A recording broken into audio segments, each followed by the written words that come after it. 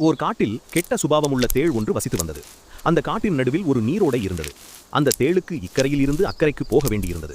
அக்கறைக்கு போவதற்காக அந்த நீரோடையில் இருக்கும் பெரிய மீன்கள், நண்டு, தவளை போன்றவைகளிடம் தேள் உதவி கேட்டது. ஆனால் அந்த பொல்லாத தேள் தமக்கு கொட்டிவிடும் என்று அவை மறுத்துவிட்டன. எப்படி நீரோடையை கடப்பது என்று தேள் யோசித்துக் கொண்டிருந்தபோது அந்த நீரோடையில் ஆமை ஒன்று வந்து கொண்டிருந்தது.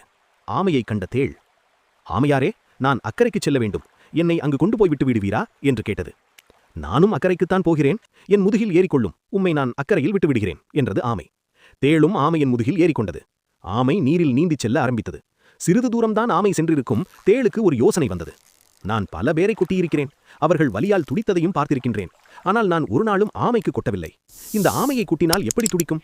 இதை விட்டால் வேறு சந்தர்ப்பம் கிடையாது" என்று ஆமைக்கு கொட்டி பார்க்க நினைத்தது. தேள் ஆமையின் முதுகில் கொட்டியது. ஆனால் ஆமை பேசாமல் போய்க் கொண்டிருந்தது. உடனே தேள் ஆமையை பார்த்து, "ஆமையாரே, உமது முதுகு கடினமாக இருக்கிறதே. உமது உடம்பில் வலியே வருவதில்லையா?" என்று கேட்டது.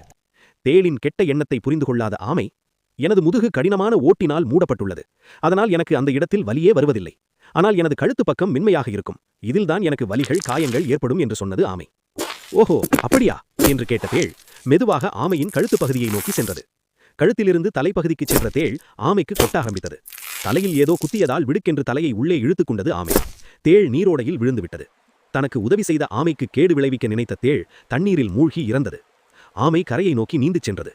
ஒருவர் எவ்வித பலனையும் எதிர்பாராமல் எமக்கு உதவி செய்தாராயின் அவரின் உதவியை நாம் எம் வாழ்நாளில் என்றுமே மறந்துவிடலாகாது.